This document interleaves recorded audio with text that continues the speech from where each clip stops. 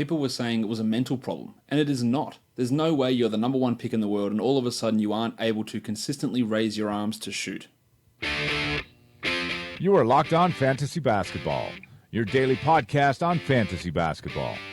Part of the Locked On Podcast Network, your team every day.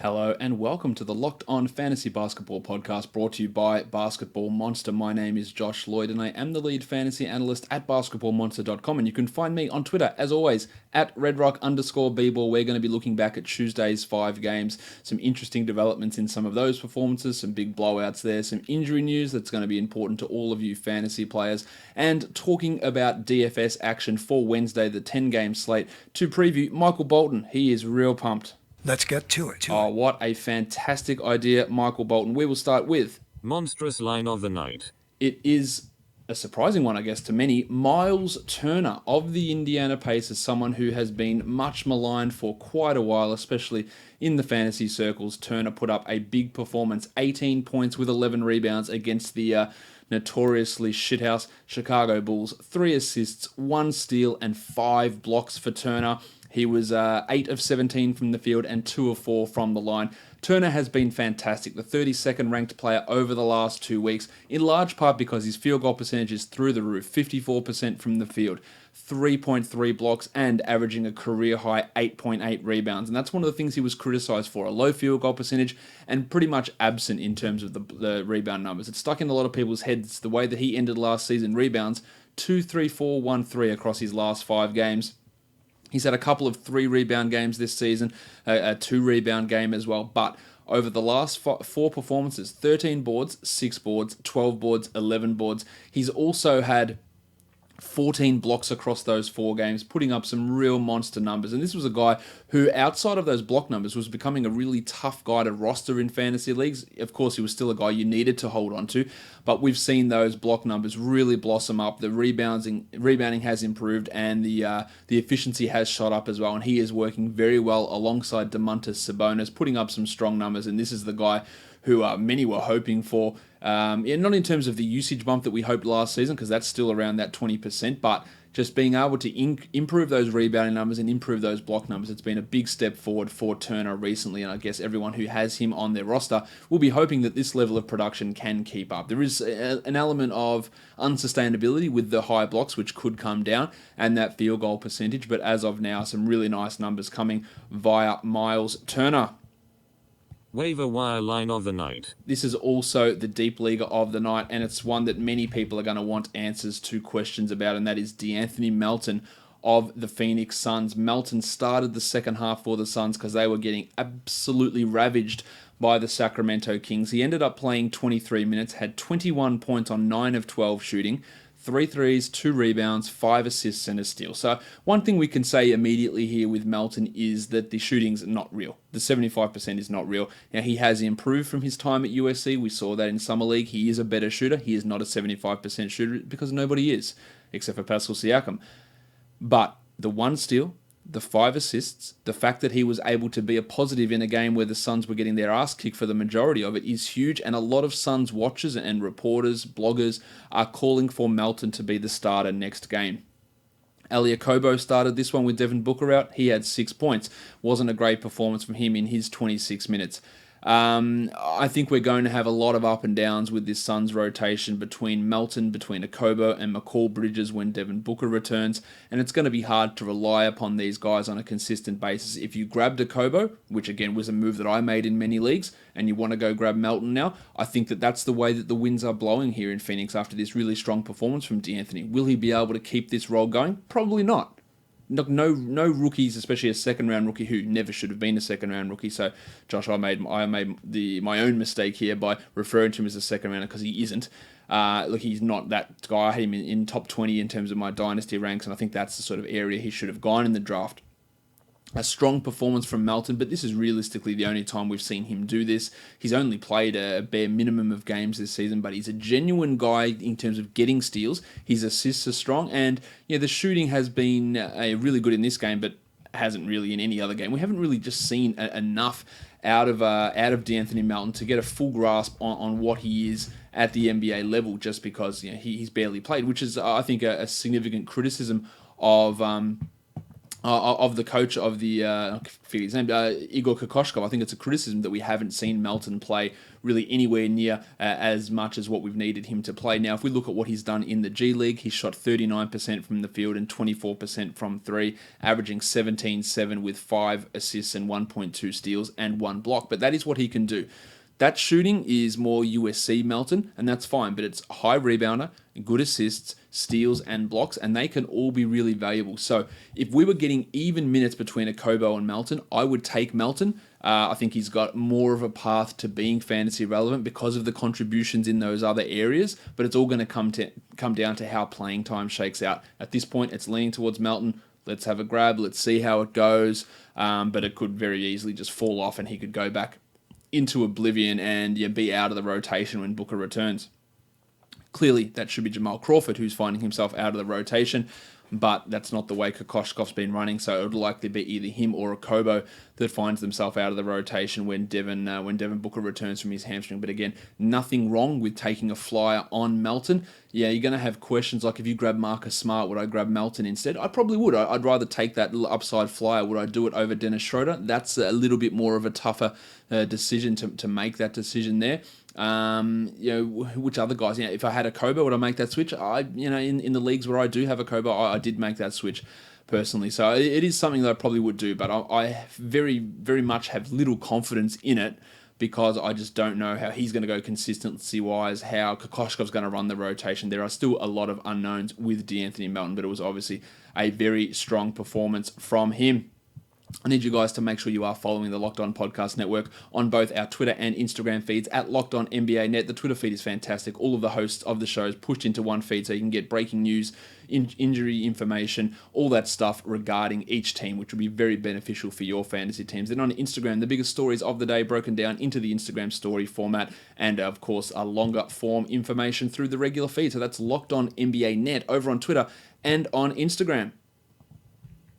Let's move on to the next award of the day. Young Gun of the Night. It goes to Lauri Markkanen of the Chicago Bulls in his second season. It was his second game of the year after returning from that elbow issue. 21 points for Markkanen, 10 rebounds with 5 triples. He had an assist, 2 steals, and a block. Now, the shooting wasn't great. 8 of 24 for 33%. Of course, that's not ideal. But I guess the encouraging thing here are the steals and the blocks, things which really lacked last season. But he has accumulated 3 steals and 2 blocks through his first 2 games. And the 21 points with 5 triples is obviously really nice. He only averaged 0.6 blocks and 0.6 steals last season in 30 minutes, which are woefully low numbers. And that's the thing which I thought could keep him as outside the top 50 in his career, not being able to do that. But it's been a strong start here. Of course, we're talking less than 60 minutes total, so it's hard to get a full read on it, but that has been an encouraging start from Lauri Markkanen. And of course, it should go without saying that he is a must-roster player after returning from injury, and he will be playing 30-plus minutes a night moving forward under new coach Jim Boylan. I tell a man's not hot. It goes to Jabari. That's the dud of the night. It goes to Jabari Parker, Lauri Markkanen's teammate, a player who was going to be definitely impacted by Lauri's return. He moved to the bench. He played only 29 minutes. It wasn't a terrible night from Parker, but when I'm giving out dud of the night, I'm looking for players who are rostered in 70% of leagues or above, and Parker was the worst performer out of those guys. He'd played big minutes in all the games leading up to this. In fact, he just had 21 and 12 in that game against the Rockets in 32 minutes. Just 12 and 8 today, 1 assist. He had the 0-0, didn't get to the line at all, and was 6 of 12 from the field. And I do fear that at some point Parker is going to be out of 12-team discussions. I think he's probably out of 10-team discussions at the moment. We've still got Punch Bob Shiplock to return to the rotation, Bobby Portis, and that's going to have an impact. That the Bulls today, they ran a 3-man front court, really. Parker, Markkanen, and Carter. You've got to add Portis back into that mix. Will they be comfortable playing Parker at the 3? Well, not for huge amounts of time, and I think that it's going to struggle for him to have 30 minutes a night moving forward, and that's going to leave him vulnerable in 10 and 12-team leagues. If there's any way that you can try and get a trade done to get any sort of top 100 player back for Jabari Parker, I would be investigating that as quickly as possible. The GOATs, the plus-minus GOATs of the night, my man Johnny Isaac was a plus 104.6 for the Orlando Magic. Finally, the defensive stats started to come in. He shot the ball well also, but it's all about the defensive numbers for Isaac, and he was key in that victory over the Miami Heat, while the worst net rating went to Rudy Gay of the San Antonio Spurs, who put up one of the most putrid lines of the day, a negative 123.3 for Big Rude in that matchup. Just an absolute destruction by the Utah Jazz over the San Antonio Spurs. He narrowly missed the dud of the night because he's rostered in only 69% of leagues. Giggity! Has to be 70% or over, and that's why he was not the dud of the night, for those of you who are going to ask me that question. He is up and down. The Spurs are a complete mess at the moment. I think them getting into the playoffs is going to be a pretty tough ask at this point. Let's talk some injuries. The artist formerly known as Taurean Prince has an ankle issue which is going to keep him out for about 3 weeks at least. That's not great. Now, in a league with no IR, it's pretty tough to hold on to formally in that scenario. In any other format, you put him in your IR, you deal with it. But I guess it depends on who else you've got in IR. And if you have to deal with him on your bench for at least 3 weeks, maybe 4, maybe 5, depending on how this season goes with that bone bruise and ligament issue, I think there's a real concern there with Prince. He's an obvious IR guy, but without IR and in daily changes now, I always say this, but I've got to reiterate it. In a roto league with games caps, in a weekly lineup block league, your bench is your IR. So whenever I say IR leagues, that if you're in a weekly lock league, your bench is your IR. If you're in a roto league with games caps, your bench is your IR. So that's how you should be looking at that. I'm talking, IR is all those, and then the non-IR leagues are the daily changes leagues, and it's pretty hard to deal with him. And he'd been struggling anyway. Many of you were ready to drop him regardless, and I think that in those sort of situations with a 3+ week absence, you need to be considering moving on. We'll get to the big injury news in a second, but let's just talk Trey Burke, who's got a mild MCL injury. That just really does boost the value of Emmanuel Mudiay in New York. There's no reason for Burke to come back, even if when he comes back, will he play 16, 17 minutes? Of course, he doesn't have value. Frank Ntilikina's out of the rotation, so I think we're going to have big short-term minutes for Manny Mudiay. Would I rather have Melton or Mudiay? That's an interesting question that I never thought I'd have to ask or answer in a 12-team league. Look, for more solid production, I think you take Mudiay. For the potential for longer-term consistency, a longer-term payout down the road, I think you take Melton. But in probably 75% of cases, I would end up with Manny Mudiay. And that is a wild question. Imagine if I had told you back in September we'd be discussing, D'Anthony Melton or Emmanuel Mudiay as a 12-team league point guard. You would have said that I was pretty bloody insane. Let's talk Markelle Fultz, who we got finally some sort of medical diagnosis on him, thoracic outlet syndrome, which is causing that pain in his shoulder, perhaps leading to the issues in his wrist, which has caused him to regress significantly. There is treatment going on for it. He looks like he's going to be out for the next 3 to 6 weeks. It's non-surgical at this point, which is good. Just a lot of therapy to get those issues happening. It's a nerve-based issue, and there's a great article up on InStreetClothes.com. The great Jeff Stotts' website, a great article on Fultz's thoracic outlet syndrome. This is not an injury we've seen in the NBA before. It's a relatively common injury in baseball, with obviously the movement of arms in pitching and that sort of stuff. Not an injury we've seen in the NBA before, but at least having a diagnosis, which has been hard to come by. We've seen many teams many doctors not be able to provide this diagnosis, so I guess I've got a level of skepticism with it, not full skepticism. It does give you some hope that there is a medical cause to this. It's not completely mental now. I think there is definitely a psychological portion of this illness that Fultz is dealing with, and it's clearly getting him down. That was a report from Woj the other day that his teammates are really concerned for him, and rightfully so. But the fact that there is a medical portion of this injury now, and they're going to be getting specific treatment for this issue, is a positive. Now, does that resurrect any of his value? I don't even care about this season. But yes, it does long term. I think that it's real bargain basement type dynasty value for Fultz. If he can ever get back to the value of the guy we saw in Washington, he's a top 50 player, no questions asked. I still think the best way of him getting to that level is not in Philadelphia. But having this ability to have a diagnosis and being able to hopefully treat it gives you a bit of hope. And if he was on the waiver wire in any of my dynasty formats, I would go and grab him. And I just want to ride it out and see what goes on. But again, for this season, I don't think we're seeing much out of Fultz, and I don't think Philadelphia is going to be the place for him to thrive, unfortunately. It's going to require a trade, but teams should be looking to trade him. Orlando, Phoenix, they should be looking to try and acquire him. New York even, try and rehabilitate him, get this treatment done, and if it gets back to being there, then you're talking about a potential star player, and that's what every one of these teams should be looking to acquire. Chicago should be getting in on the mix on Fultz as well, trying to get him fixed, and although their medical staff would screw it up somehow, it's great there's a diagnosis. It's a positive sign in what's been a terrible first year and a quarter of his NBA career. At least it is a positive there. I'm not out on him. It takes me 3 years to be out on guys in general. And this is a real positive to see a medical diagnosis that could be a major factor in these struggles that he has had. So good news in that regard for Markelle Fultz, that we've got something there, and a 6 weeks absence for him looking likely at this point. All right, Let's look into these games now. There were 5 of them across the day on Tuesday. The first one of those does involve those Chicago Bulls that I have referenced already. But before we do that, I have to remind you guys that if you have a company and you are looking for a new way to reach customers, you could be mentioned right now. Podcast listeners are 60% more likely to interact with the sponsors that they hear on their favorite podcasts. Our demographic is 98% male, higher educated, and higher earning than your traditional media audiences. Have your company sponsor this podcast like the fine folks at MyBookie, Action Heat, and of course, Zach at Pure Tanica. They have their company sponsored on this podcast, and you could too. And if you want your company mentioned now, email me at redrockfantasybasketball@gmail.com. All right, let's take a look now at that first game. It is the Chicago Bulls and the Indiana Pacers. The Pacers win 96-90. Wendell Carter Jr. stayed out of foul trouble. Well, he still accumulated 5 fouls, but played 31 minutes.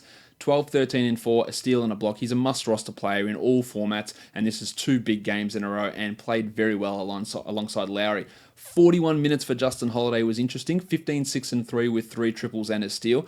When Portis returns, now indirectly, I think that's going to have somewhat of an impact on Holiday, but he is still a must-roster player until further notice, and I think he fits that position significantly better than what Jabari Parker does. Ryan Archer-Jacquino really tried to put up the worst line possible. 0 points, 1 rebound, 1 assist. I guess he sort of salvaged it with 2 steals, but not a great performance there from him. There are much better options available in 12 and 14 team leagues, while Cameron Payne played okay. 10 points with 4 assists, played a lot of shooting guard in this game. A little bit weird to see him out there for those many minutes, but I think he's going to lose quite a bit of playing time when Chris Dunn returns. Zachary LaVine also 13 points, the 9 assists are nice. His assists have been well up lately. The efficiency is still a problem, and didn't get to the line at all, which is a little bit of a surprise for a guy who's made a living of really getting to the line this season.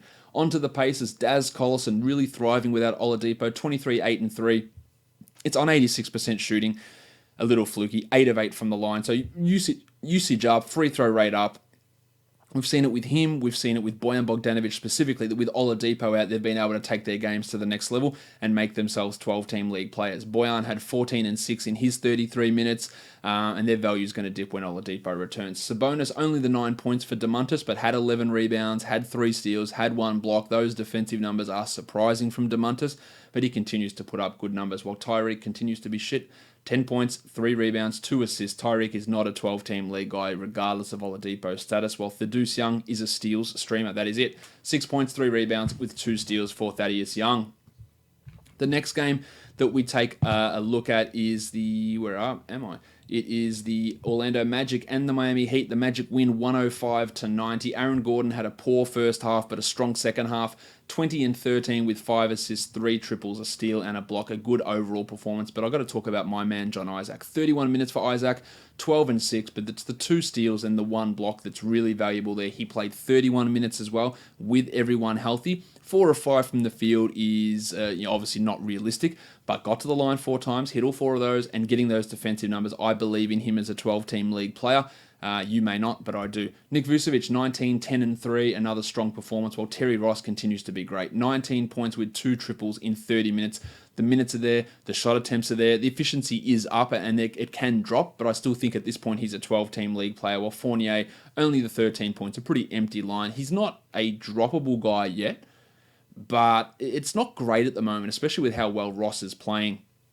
Johnny Simmons started, didn't do too much. He's not that good. Simple as that. While DJ Augustin had 11 and 5, that's 12-team fringe value. On to the Heat, Hassan Whiteside, 12 and 9, a steal and 3 blocks. It looks good, 6 of 7 from the field, but then didn't play at all in the fourth quarter and left the bench before the end of the game. Dwayne Wade said it was because he needed to go take a piss. I don't believe that in the slightest. We will see if there's any ramifications from this. With him getting limited minutes, it meant that Bam Adebayo played 23 and had 6 and 7 with a steal and 3 blocks, but we've seen this before, is that Whiteside could easily go and play 32 next game and then Bam is limited. We know that Bam Adebayo is a top 100 player in 27 a night. We know that. Will he get there? That is not going to be a likely scenario for this season. I think it will be next season. So Bam is a real, I've just got to stash and hold on to this guy and hope that something happens with Whiteside. But I honestly don't see it happening where Whiteside's going to be playing 22 a night consistently. A strong game from Justice Winslow, which doesn't happen often. 14 and 5, 2 threes and 2 blocks for Winslow. That's fine. That's a good line. It's just not replicable from him regularly. While Kelly Olynyk, that's 4 straight big games. 13 and 6, 4 triples, a steal, and a block. Now, I don't know what to make of Olynyk when Goran Dragic returns, even though those positions are not the same. It moves Josh Richardson from point guard up to the 3. It takes some minutes away from Rodney Magruder, and it just pushes guys. Winslow goes from point guard to power forward as well, so it does impact Olynyk there. We know that Kelly is up and down. We know that Spoelstra's usage of Kelly Olynyk is up and down. So for now, these numbers are 12-team numbers, but I don't think it's going to stick that way for Olynyk, so that makes him a borderline type of a player. Magruder had 7 points in 27 minutes, clearly not a 12-team league player anymore, while Tyler Johnson returned from his hamstring injury to have 4 points in 13 minutes, and I get the feeling he might actually be out of the rotation when the iron shoulder returns. The Duke, Wayne Ellington, only 18 minutes with Johnson returning. He is going to be significantly impacted by Dragic also coming back.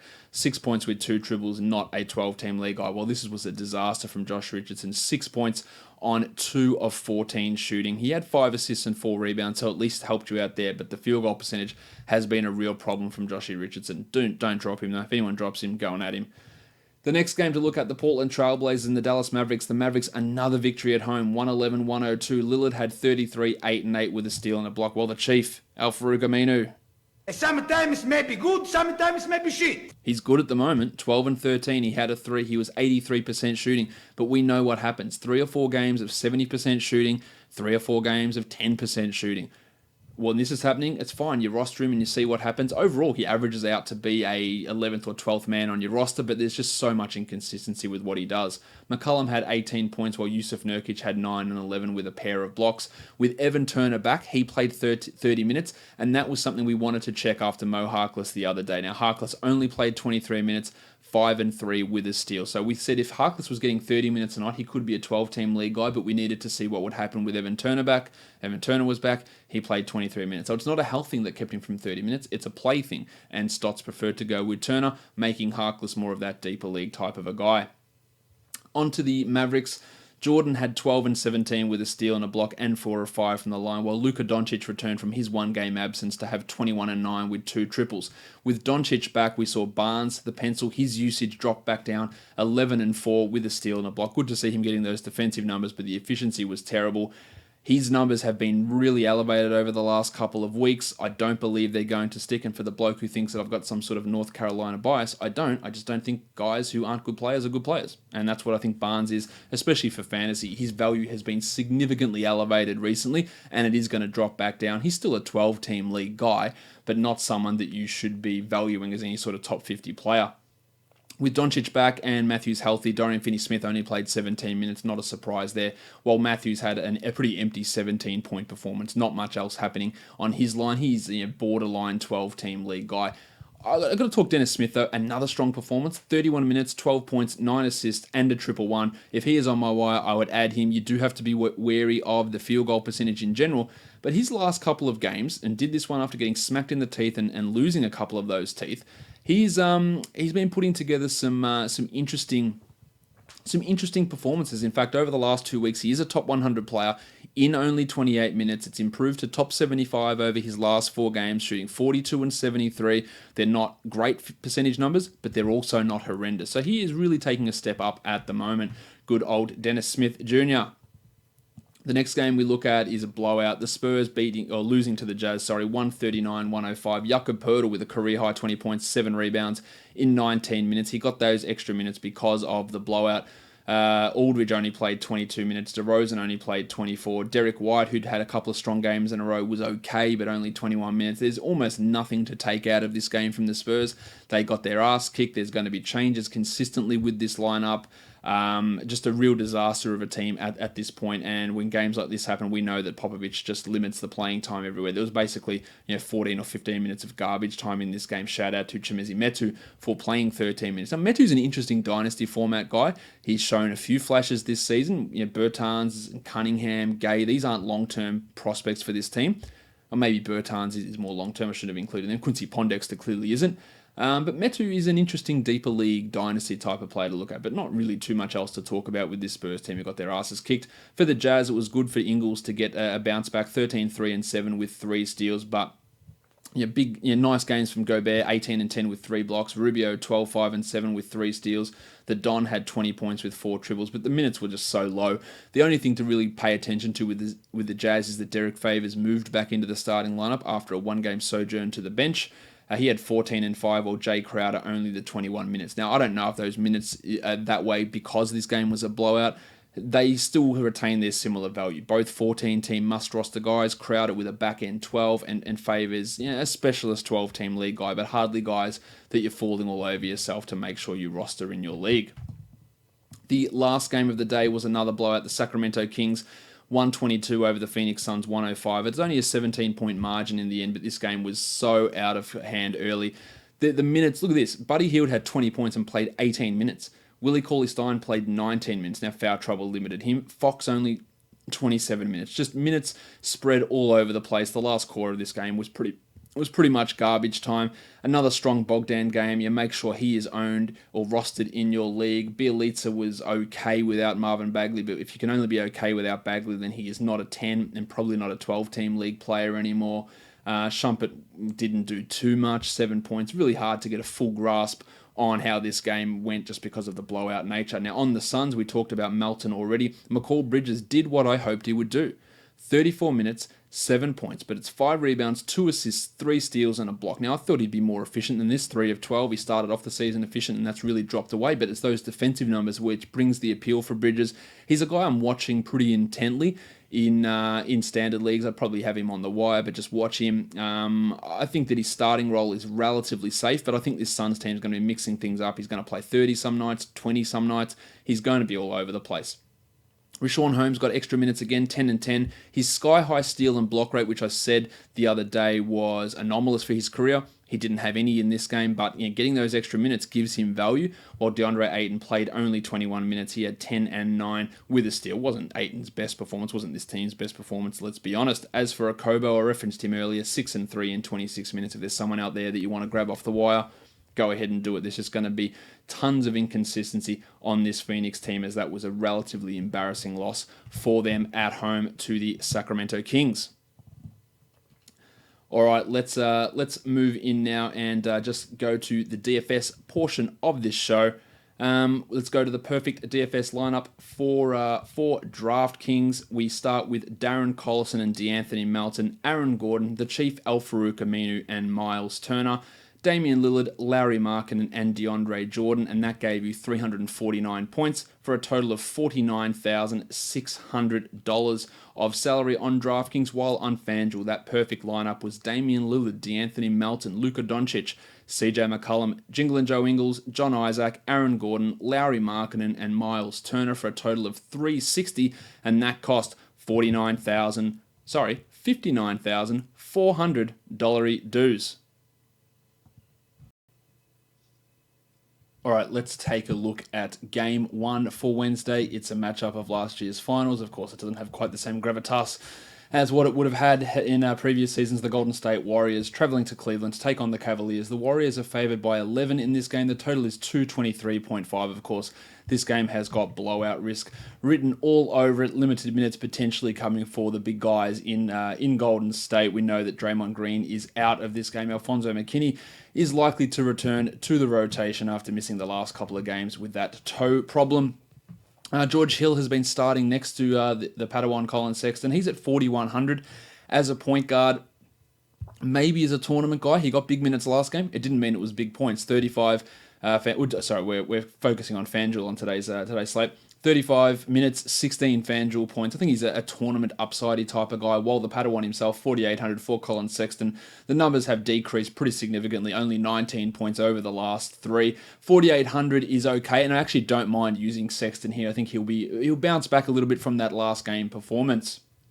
Steph's at 9,700. It's just a little bit hard to rely on Steph at that elevated salary where there's a potential that he plays only 28 minutes. So I don't think I'd be looking too hard into him. At shooting guard, Alec Burks, he's giving you 20 a night in Cleveland. He's scoring. He's not a great category league sort of a player, but for DFS at that sort of a salary, I think there's value there in Alec Burks. While Jordy Clarkson's at 5,800, I think Clarko at that price is pretty solid, good floor for cash. He's doing enough at that sort of a salary. Klay Thompson fits into the same Steph Curry basket in that we're not so sure about how the minutes are going to go. He is averaging 37 over his last five at 7,200. That would be okay, but we just don't know how the minutes are going to shake out in this one. Iguodala, Damo lead, nothing to see there. At small forward, Rocket Rodney Hood's at 4,800. You can't rely upon him for cash. He's got to be a tournament guy, especially with Burks and Clarkson playing well. Chetty Osman at 4,900. You're not really feeling too much about Chetty here. He is very much up and down. Durant is at 10,800, so it is a bit of a dip in his salary, but the same caveats apply to Steph and Clay as they do to Durant. We just don't know how these minutes will shake out. He is putting up 50-ish a night. I think there are better ways on a 10-game slate of spending that $10,000, $11,000 chunk of cash than on Durant in what could potentially be a blowout. Larry Nance Jr. at 5,300 is a power forward. He only played 16 minutes last game, had 26 points, but I don't think we can have any trust in him. He'll likely be playing exclusively as the backup center. But if there's one thing I'll say for Nance, this is a much better matchup for him. Maybe the Warriors can minimize Tristan Thompson's playing time. So if you want to go really freaky, Nance is a tournament type of guy. Could be an option just because of the matchup, and that's really about it. Eunice Jerebko's at 4,500.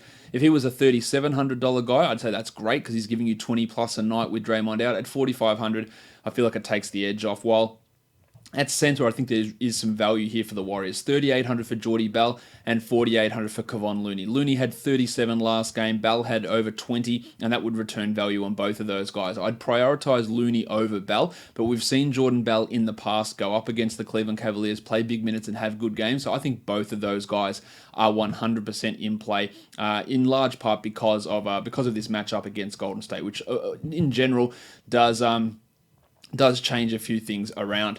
On DraftKings, we're looking at Burks again at 4,000. Rocket Rodney Hood and Georgie Hill are cheap tournament upsidey type of guys. Sexton at 49, but there are a lot more value plays on DraftKings as that don't include this game. Yeah, the Durant, Curry, Thompson situation, very similar scenario on DraftKings as we have on FanDuel for those guys. The next game is the Denver Nuggets taking on the Orlando Magic. The Nuggets are favored by 5. The total is 208.5 points.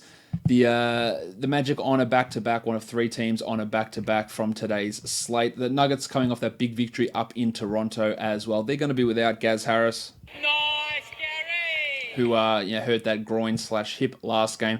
So there's going to be some value opening up. The Blue Arrow, Jamal Murray, I think there's a ton of value for him. He's a $7,000 guy. He should be getting more usage, especially if they start Torrey Craig. A lot more shots will be going towards Jamal Murray, so I do really like him here. Whereas the Magic point guard situation, DJ Augustin's at 5,200. A low upside play, but I think a relatively safe floor type of a guy at 5,200. Not a horrendous play there. At shooting guard, Evan Fournier is at 5,200. I do like him in this one. He did used to play for the Nuggets. He's got a good record against them. He'd been in a bit of a slump, breaking out of it at the moment. I like him. While then you got Monty Morris and Malik Beasley, 2 real tournament guys. Beasley played well last game, but only had 19 FanDuel points, which isn't fantastic, but had 3,800 with the opportunity with Gaza out. It does give him some really interesting tournament appeal. Torrey Craig wouldn't be that guy. Terry Ross at 5,500, he's giving you pretty nice numbers.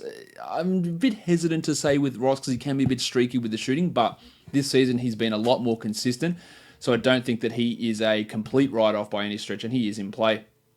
Johnny Simmons and Johnny Isaac, the 2 small forwards named Jonathan, For the Magic, I think it's hard to get excited about either of those guys. Maybe Simmons at 39 could have some GPP value, while Juancho Hernan-Gomez at 5,000 is probably just a little bit too highly priced. I think the upside is probably capped with him.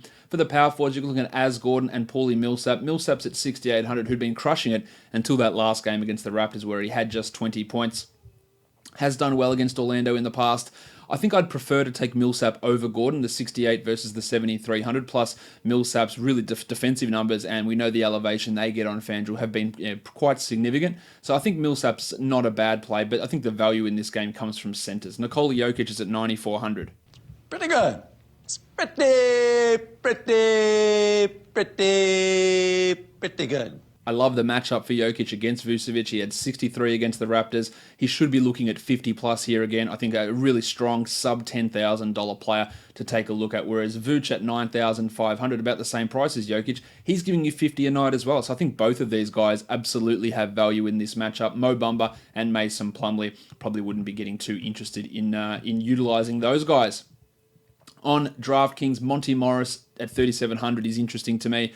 The Blue Arrow and Nikola Jokic, they both look really strong cash plays. Malik Beasley at 3,500 also got that interesting upside.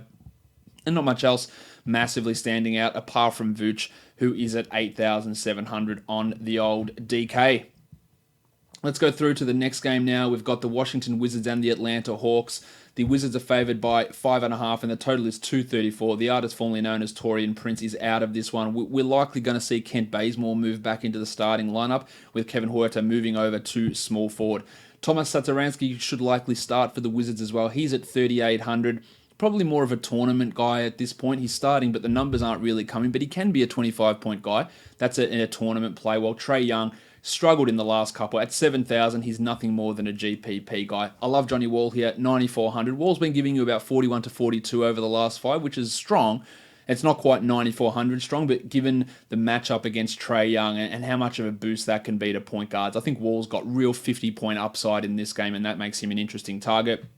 While Jezza Lin at 5,500. A strong game from Linney last game, but I don't like that they bumped him $800, so that will probably push me away from him. At shooting guard, Kevin Huerter's at 46. He had 25 last game. 25 as an expectation, 25 is not unrealistic for Huerter here. I think he's pretty strong.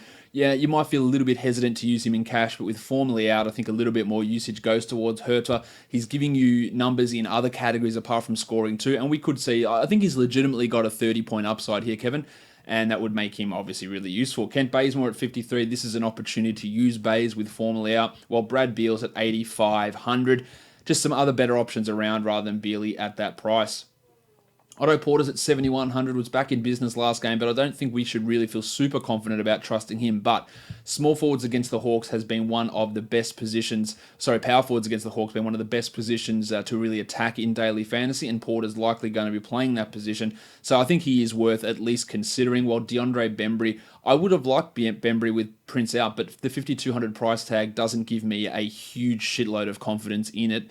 I think that does knock a lot of the value off. Kelly Oubre was a monster last time, 40 points. It came on extraordinarily hot shooting and a ridiculous 3 blocks, which aren't going to be things that he's able to maintain every game. So I think he's still more of a tournament guy until further notice. While Jeff Green, My name is Jeff. he is at 3,600 for a reason. Markieff Morris, the power forward, 6,300. I really like that. He's been pretty strong. The blowout could limit some of his minutes, surprisingly enough. But he's worth looking at, as is the Baptist John Collins at 7,400. I think they're both relatively solid floor and decent upside plays at the power forward position. For centers, you've got the Undertaker Dwayne Dedmon, who is putting up pretty good numbers. He had 35 in the last game. He's still more of an upside tournament guy rather than a lock-in cash player. But there is still some value in looking at the Undertaker for your DFS lineups. Alex Land, I don't know if he's going to play. If he's not going to play, he's in and out of the rotation these days. While Tom Bryant, just 3,600, just not getting enough minutes for me to really feel any level of confidence in him at all. On DraftKings, there's a lot I like here. Bembry, Huerter, Trae Young, Dedmon, Porter, Bazemore, Collins. I think all of those guys have cash usability. Satoransky and Lin more for tournaments. But when you like Huerter at 3,700, it's almost impossible to pass up that. Young at 6,000, Bembry at 3,700 as well. The Undertaker at 39. There is so much value in this game from a cash point of view. that it should be one that you're really looking at pretty strongly. Same Otto Porter at 6,100. There is a lot of value in this game over on DraftKings. Next, we look at the Oklahoma City Thunder and the Brooklyn Nets. The Thunder are favored by 7.5, and the total is 217.5. Stevie Adams is looking for another big performance. We know big men against the Nets tend to go very, very well, so it's a great opportunity for him. I'd imagine MC Hamidou Diallo is back in the rotation in this game. We'll jump in Joe Harris, who's missed the last couple with an adductor issue. He is listed as probable for the Nets, so he will likely come back. I don't know what that means for Rowdy Roddy and Kurucs, but they did say they wanted to keep his minutes. I would imagine Damari Carroll's playing time drops. I'd imagine we see a couple of minutes off the top of Rondé, a couple of minutes away from Jared Dudley, and maybe even some away from the Blue Swimmer to make sure that Kurucs gets actually into the game. Westbrook at 11,000, really, really like that. Of course, a much better option than, say, the 10-8 of Kevin Durant, I think.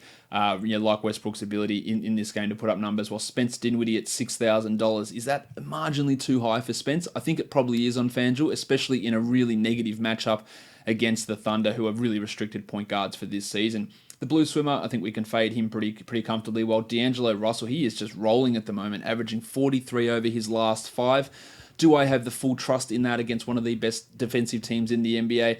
The answer to that would be pretty clearly no. So I think he's more of a tournament guy. Terry Ferguson, Abrines, and Diallo, I think we can leave them alone. Harris at 4,500 doesn't excite me, while Paulie George at 83. I think that's pretty strong for cash, to be honest. 45 average against the Nets the last 3 times out. The shot was off last game, still dropped 41 points. I think he's okay at cash at $4,300. And then for the big men, you've got Rondé Hollis Jefferson, 5,600. I'm strongly fading that. Jeremy Grant at 5,000. I think that's got a solid floor. His last couple have been a little bit off, but I think in this matchup it can really work. While Eddie Davis is probably one to avoid. At center, love Steve Adams here, 7,700. Love the matchup. Big men against the Nets have thrived. Adams is in a great spot. Love him here. Jarrett Allen at 62. Steven Adams is a real tough matchup. He's also struggling, can't get any blocks, not interested in him. While Nerlens Noel quietly putting up 29 a game over the last 3, getting some extra blowout minutes. I'm not super into him, but at 4,800 there's something there.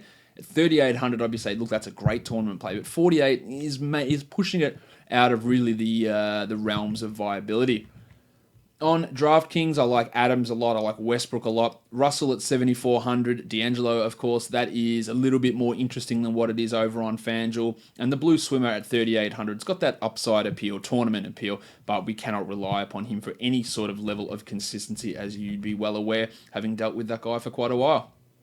The Clippers and the Grizzlies. The Clippers are favored by 1. They were favored by 1, but it has swung. The Grizzlies are now favored by 1. That's interesting. The total is 212.5. Shai Gilgeous-Alexander's had a couple of tough performances, so let's see if he can bounce back in this game. At point guard, you got Shelvin Mack at 4,000. That's not interesting. Mike Conley at 9,100 on FanDuel. It's pretty high, but this guy's averaging 44 over his last 5. He's had a 58-point game in the last couple. He's going to play minutes. It's a tight spread game. There's going to be big minutes for Conley. I don't despise it. I'd probably take Johnny Wall against Atlanta in that similar price range, but I'd take Conley over Curry, saving the money, and the game's likely to be closer, so more minutes there for Mick. As for Shea, he's at 5,300. A tough matchup for him. A couple of stinkers in a row. I'd only be considering that in tournaments. At shooting guard, Garrett Temple, Marshawn Brooks, Avery Bradley, Lou Williams.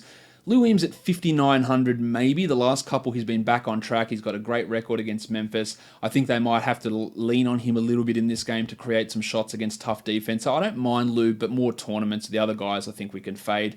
Kyle Anderson at 5,800 as a small forward doesn't do it for me. But the Rooster, Danilo Gallinari, 7,200 for the Rooster. He is as rock solid as they come at the moment. That's a strange thing to say. His lowest score in his last 5 has been 33 points, which is fantastic as a floor. The matchup with Kyle Anderson, covering him some of the time might be a difficult one. But with what he is doing on this team, it's pretty hard to go past the Rooster for some consistency. Triple J, Jaren Jackson Jr. is at 7,600. He's a 50-point guy if he doesn't get in foul trouble. He's a 20-point guy if he does. So that 7,600 is a tough one to stomach for cash, but I love it for tournaments. While JaMychal Green is a guy you put into an opposite GPP tournament, because if Jackson gets in foul trouble, Green's minutes will pump up and he'll beat that 4,900 price tag. Actually, both these guys put up big numbers last game, 31 apiece for both of them, with Jackson getting into some foul trouble, but that's more to illustrate just what Green can do in those situations where when Jaren gets into foul trouble. Toby Harris at 8,100, much like the Rooster, a pretty solid floor on Harris. He's been rock solid all season, while the table Montrezl Harrell, 7,400. The production is declining from Harrell. That's probably a little bit high, but I love the fact that it's dropped by $900 from where it was last time. It's getting back more into playable territory. At centre, Marc Gasol, 10,200. I think that's too high for Gasol. We know he's been great, but he hasn't been a $10,200 player. There are much better ways to spend that sort of a salary than doing it on Marc Gasol. But to be fair, centers have had really good boosts against the Clippers. Gasol has had a good record against them, so you could maybe consider it. I just think there are probably better ways to go, like a sub 10,000 Nikola Jokic, who is going up against the Orlando Magic, or his opponent, a sub 10,000 Nikola Vucevic. They're options that I'd probably rather go with than go with Marc Gasol. On DraftKings, I like Kyle Anderson because he's at 4,500. Gasol at 86 is in a much better situation. That's fantastic for him over there. While Triple J at 6,500, taking a little bit of the risk away for foul trouble, but really, really elevating the tournament ceiling. You really enjoy that. And JaMychal Green, the same story at 4,400. The next game we take a look at is the Dallas Mavericks and the New Orleans Pelicans. The Mavericks on a back-to-back. They had every man and their dog listed as questionable for Tuesday's game, and all of them played. So there is no spread at this point because Vegas wasn't sure if those guys were going to play or not. They all did. We'll see whether they could just easily go out and relist these guys as questionable before tomorrow's game, but they all did play, so we'll see exactly what goes on there. So there could be some, ups and downs happening. At point guard, the one quick note on the Pelicans, they did sign Andrew Harrison today to a two-way deal. Nothing to really say there. Timmy Frazier's at 5,400, just doesn't do anything outside of assists, so I'm not super into him. And then you got Den Smith Jr. at 5,900. He's been much improved. He's played well against the Pelicans in the past. It'd just be a tournament play for Smitty at this point. While JJ Barea at 59, that's too elevated of a salary. Doncic, listed as a shooting guard, the only position he doesn't play really. He is at 7,200, Doncic. He's, again, a really positive matchup. He's always an option to have a look at, while Drew Holiday is putting up numbers at a phenomenal rate. The 9,600 price tag's a little bit off-putting for Drew. Not one that I completely hate, but I think there are going to be better ways to do it, much like the 9,100 I talked about with Mike Conley earlier. Wesley Matthews is at 51. That's a tournament type of a look. Small forwards, Mirotic, 7,700. He is questionable with an illness that caused him to miss last game. Of course, if he misses, Julius Randle becomes a must-roster cash play, as we saw in that last game. 7,700 for Mirotic in a matchup which could be considered quite a difficult one. The Mavericks have restricted power forwards pretty well this season. I think that's more GPP, but even then, not sold on it. Whereas the pencil Harrison Barnes at 7,000, putting up some decent numbers recently. I still look at him as not really a reliable cash guy at that sort of a salary. For power forward, Tone Davis at 12.8. It's a lot, but there are some value plays you can find on FanDuel on a 10-game slate, so I don't hate using Davis at that price. In fact, he's probably got as good a chance as anybody as being able to get over that number, averaging almost 70 points over the last 3 games. And then you got Maxi Kleber at 3,600, not happening for me. DeAndre Jordan at 75. Look, that's not bad for actually Jordan. Is in a solid enough matchup against Davis. I don't mind using Jordo there. While 7,000 for Julius Randle. Mirotic in, fade Randle. Mirotic out, then roster Randle. I think that equation is fairly straightforward. On DraftKings, I like Davis and I like Drew quite a bit, 11.5 and 9.1 respectively. Each one more is more appealing on DraftKings. Don't like him on FanDuel, but the $4,000 that he comes in over there, only played 20 minutes in his return to action. There is some tournament upside, a 30-point upside at 4,000, which would make him an appealing option. The next game we look at is the Detroit Pistons and the Milwaukee Bucks. The Bucks are favored by 7.5, and the total is 227.5. The Bucks' last game was that weird overtime loss against the New York Knicks. So they've had to wait a while to try and make a comeback, to try and make amends for that disappointing performance. So they'll look to do that here.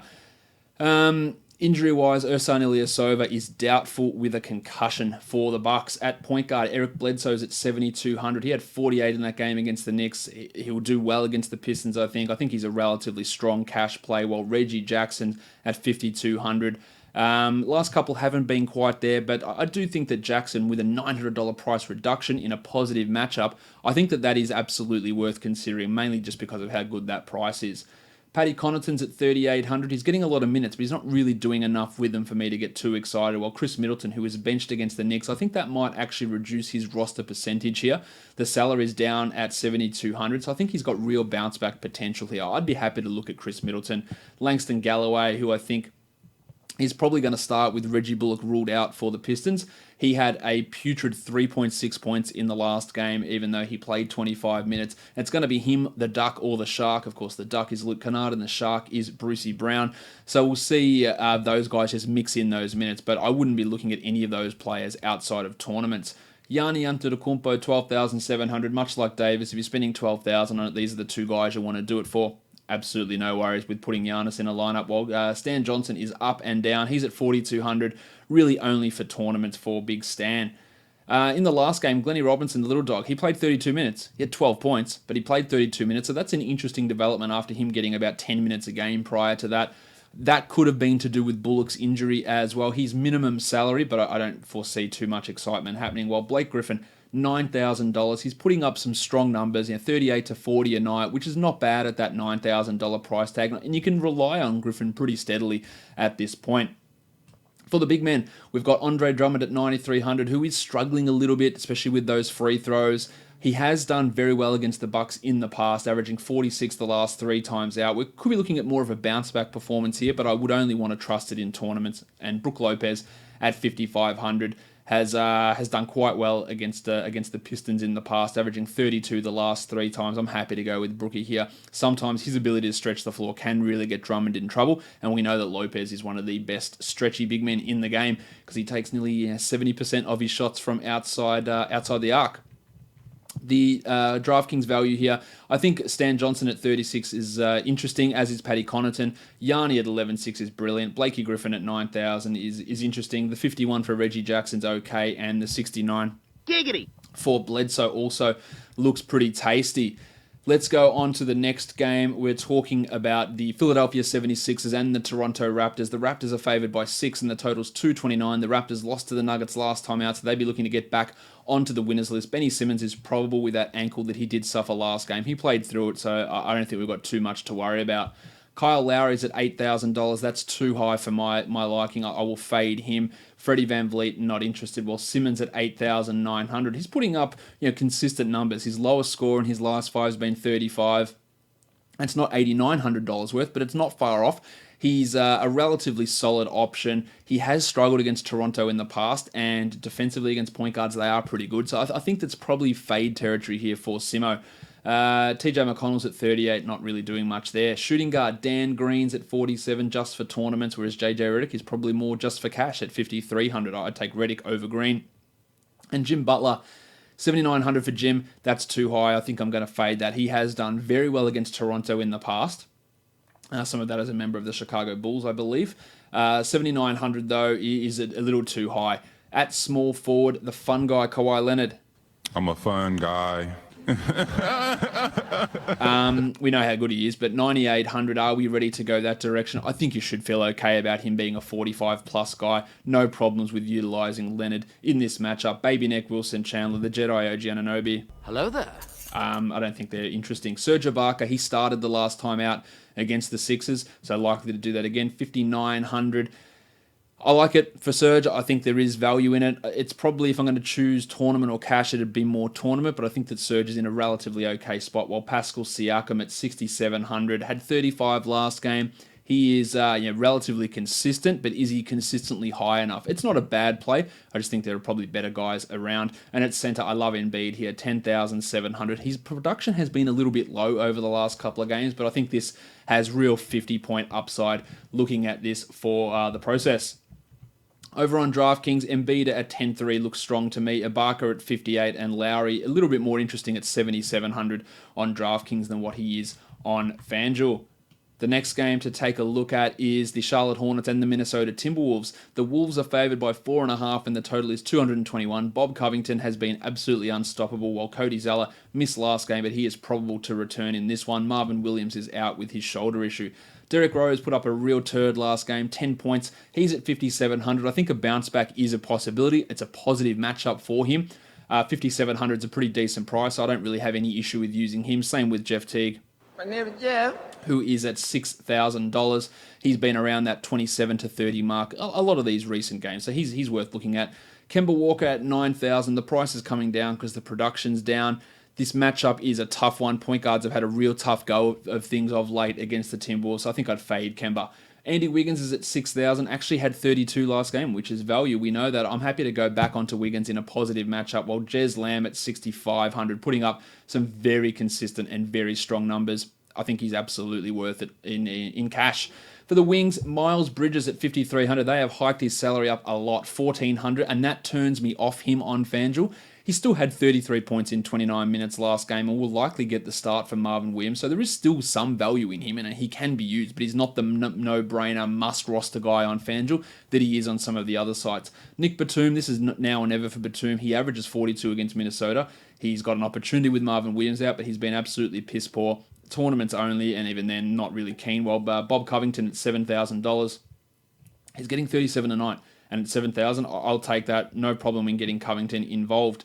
For the power forward, Šarić at $4,000 is a fade to me. Frankie Kaminsky at $39,000. Now, Kaminsky's averaging 26 his last 3 games, taking over that backup center role. I think you could do worse if you're looking for a cheap center option than cheap power forward than using Kaminsky because of this elevated role that he's been getting. Bill Hernangomez and Gorgie Jenga centers don't interest me, nor does Cody Zeller, but the Karl Anthony Towns at 96 is obviously pretty strong. He's getting you 45 to 48 a night, which at 96, I don't think you can really ask for too much more than that. On DraftKings, Bridges, Teague, and Towns. Now, Miles Bridges at 4,100 on DraftKings. That's almost a must-roster player. Teague at 6,000, Townsy at 95, and Batum again, just one last roll as a tournament guy at 4,500. The last game of the day, we're looking at the San Antonio Spurs and the Los Angeles Lakers. The Lakers are 8-point favorites. The total is a nice Richie Beno. 2 for 2. The Spurs, they have rested Rudy Gay in back-to-backs in the past. We'll see exactly what they do here. We won't necessarily find out about that before the game. Or before locks happen. If we look over on FanDuel here, at point guard, you've got Lonzo Ball at 66 and Derek White at 46. White's been playing well. I'm not ready to lock him in, though, while Lonzo at 6,600 is probably about $700-800 too overpriced on FanDuel. Britney Forbes, Patty Mills, not interesting. DeMar DeRozan at 8,400. I think DeMar is absolutely worth the look. He's had a good record against the Lakers. I think he is a strong cash play. The hitman Josh Hart, not doing it for me. Kentavious or Marco Bellinelli, neither. Rudy Gay at 5,500. I think if Gay plays, if he doesn't get rested, I think that there is some value in him in that one. While, of course, LeBron James. He averages 60 against the Spurs the last 3 times, and at 10-7, I really, really like him as one of my best, top over $10,000 guys. Ingram's at 65, Bertans at 35, not interested in any of those guys. Aldridge at 8,000 has done very well against the Lakers in the past as well. He's been up and down this season, but if I'm going to lock him in, it's probably going to be this one. While Tyson Chandler, JaVale McGee, Jakob Poeltl, not really feeling interest in any of those guys. And you've got the future MVP, Kyle Kuzma, at 7,000. He's been playing very well, but that $700 price rise turns me off him. On DraftKings, I think Lonzo at 52 is in a much better spot. I like JaVale at 48 over there and LeBron at 10.5, along with Aldridge and Kuzma. They're in much better situations, whereas DeRozan, I think, on DraftKings is in a worse spot. Let's go through some studs and value plays. On DraftKings, I've got Marc Gasol as my start at 8,600, and my value is DeAndre Bembry at 3,700 with Taurean Prince out. On FanDuel, my start is Townsy at 96, and my value is Fournier at 5,200. On Yahoo, my start is Gasol at 35, and my value is Jeremy Lin at minimum salary. And then on DraftStars, my stud is Nikola Jokic at 16,080, and the value is Miles Bridges at 6,890. That will wrap it up for today's show. Go and subscribe to this podcast, Apple Podcasts, Google Play, TuneIn, Stitcher, and on Spotify and on YouTube. Hit the thumbs up, hit the subscribe, hit the notification bell, leave a comment. All those things are great in helping this podcast out. Guys, we are done here. Thank you so much for listening, everyone. See ya.